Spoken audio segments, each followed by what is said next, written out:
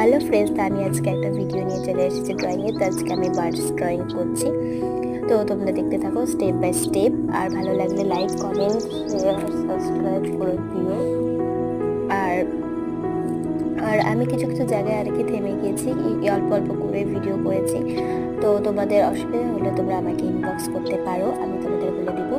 আর যেমন এই পাখিটা, একটা পাখি অল্প দেখিনি আর একটা পাখি দেখানো হয়েছে। তো আশা করি তোমাদের এটা মানে যারা আর কি ড্রয়িং জানো তো তাদের এটা অসুবিধা হবে না।